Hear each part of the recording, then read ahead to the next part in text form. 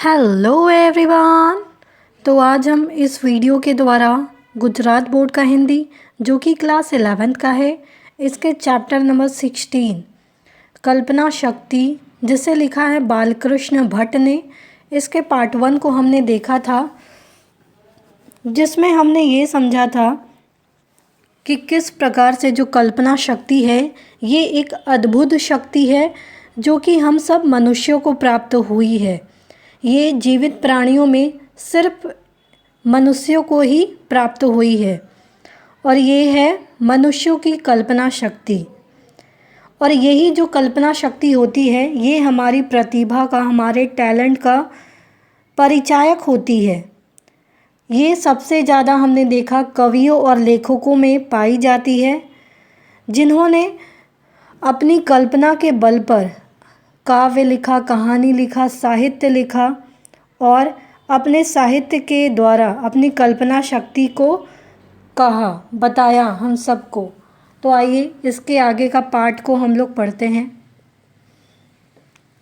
यह कल्पना शक्ति कल्पना करने वाले के हृदयगत भाव या मन के परखने की कसौटी या आदर्श है। शांत या वीर प्रकृति वाले श्रृंगार रस प्रधान कल्पना कभी न बन पड़ेगी। महाकवि मतीराम और भूषण इनके उदाहरण हैं।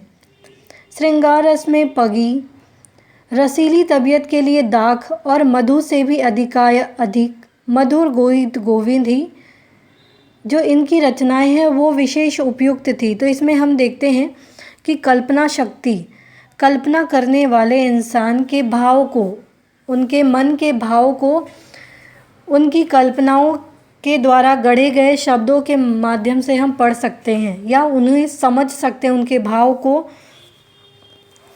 कैसे। जैसे कवि कोई लेख लिखते हैं तो उनके वो लेखन कार्य को हम सब पढ़ के उनके विचार को हम सब जान सकते हैं। जैसे यहाँ कहा गया है, शांत या वीर प्रकृति वाले से श्रृंगार रस प्रधान कल्पना कभी न बन पड़ेगी।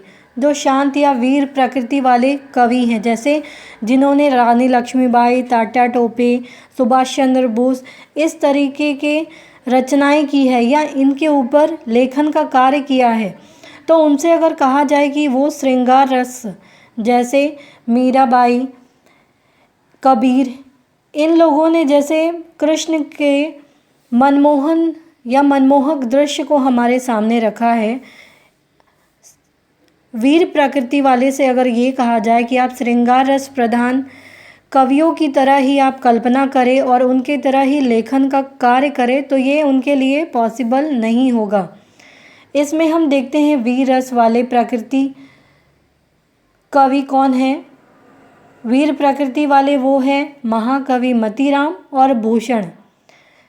इसमें हम देखते हैं कि रसीली जो रस आपके मन को जो छू जाए, दाख कहने का मतलब होता है अंगूर या किशमिश, मधु यानी जो मीठा होता है, तो से भी अधिक मधुर गीत गोविंद की रचना है। मतलब किशमिश और मधु इन सब से भी मीठी रचना है, वो है गीत गोविंद की।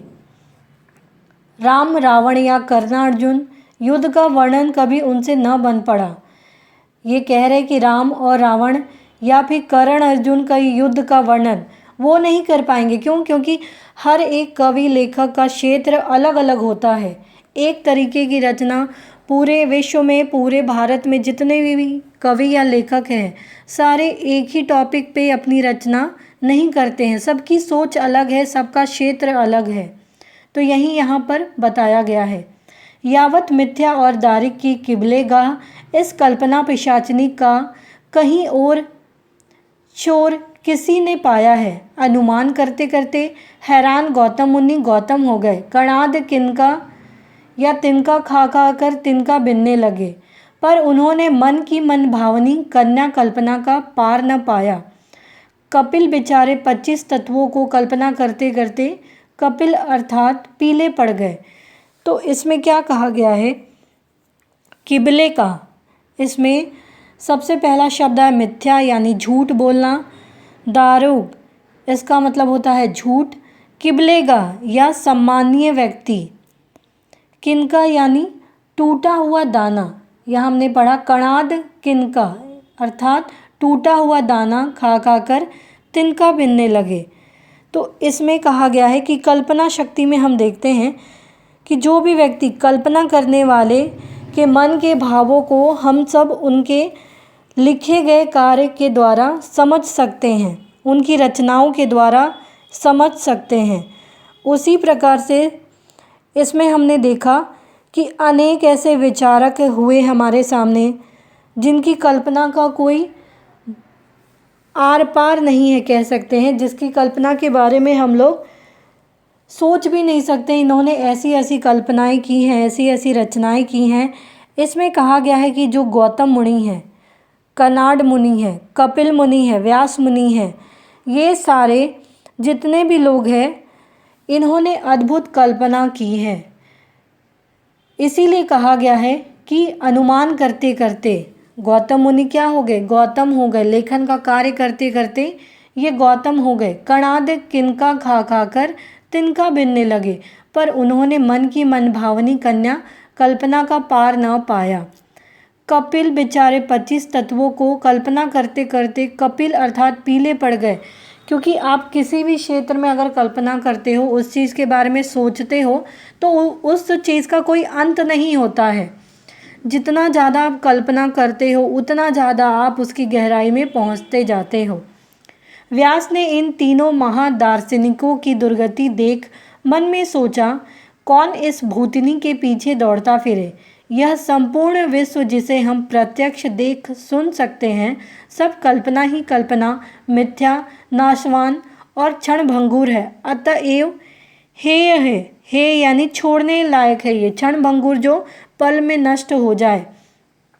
तो व्यास ने कहा है कि ये जो 3 दार्शनिक की दुर्गति देख मन में सोचा। 3 दार्शनिक कौन कौन यहाँ पे दिखाया गया है, गौतम, कणाद और कपिल। इन 3 दार्शनिकों की दुर्गति देख मन में सोचा कि कौन इस भूतनी, किसको कहा गया भूतनी, कल्पना, कौन इस भूतनी के पीछे दौड़ता फिरे, कौन इतना ज़्यादा गहराई में सोचता फिरे। यह तो संपूर्ण विश्व को हम लोग जब प्रत्यक्ष रूप से देख सकते हैं, सुन सकते हैं, तो ये सब जो कल्पना ही कल्पना है, ये जो झूठ है, नाशवान है, जो एक पल में नष्ट हो जाएगी, क्षणभंगुर है, एक क्षण में जिसका नाश हो जाना है, मिट जाना है, तो ये सब अतएव हेय है, तो ये सब छोड़ने लायक है। उन्हीं की देखा देखी बुद्ध देव ने भी अपने बुद्धत्व का यही निष्कर्ष निकाला कि जो कुछ कल्पना जन्य है सब क्षणिक और नश्वर है। जो कुछ भी हम लोग कल्पना करते हैं वो सब क्षणिक, एक पल के लिए है और नश्वर है, नष्ट हो जाने वाला है। ईश्वर तक को उन्होंने इस कल्पना के अंतर्गत ठहराकर शून्य अथवा निर्वाण ही को मुख्य माना है। ईश्वर तक को एक कल्पना के रूप में ठहराकर शून्य अथवा निर्वाण माना है इन्होंने, बुद्ध ने। रेखा गणित के प्रवर्तक उकलैदिस यानी यूक्लिड ज्यामिति की हर एक शक्ल में बिंदु और रेखा की कल्पना करते करते हमारे सुकुमार मति इन दिनों के छात्रों का दिमाग ही चाट गए। कहाँ तक गिनावे संपूर्ण भारत का, भारत इसी कल्पना के पीछे गारत हो गया, जहाँ कल्पना के अतिरिक्त, कल्पना अर्थात थियरी, कल्पना के अतिरिक्त दिखाने योग्य अर्थात प्रैक्टिस कुछ रहा ही नहीं।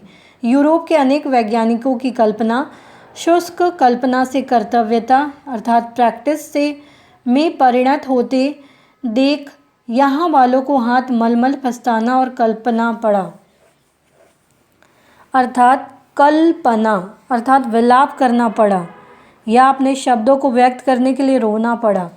तो इसमें कहा गया है कि जो भी कल्पना की गई है, जैसे रेखा गणित में यूक्लिड जिसके बारे में कहा गया यहाँ पे कि उन्होंने ज्यामिति अर्थात ज्योमेट्री की हर एक शक्ल, बिंदु, रेखा, लाइन की कल्पना करते करते वो हमारे सुकुमारमती छात्रों का दिमाग ही चाट गए।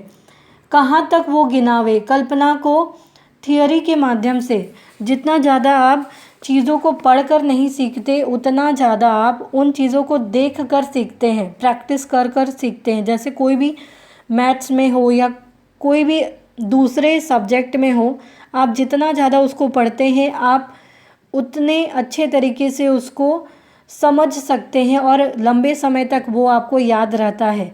तो ये कह रहे हैं कि हर एक चीज़ सिर्फ थियोरी बेस पे ही पढ़ाई जा रही है, प्रैक्टिकल बेस पे दिखाने योग्य यहाँ कुछ रहा नहीं।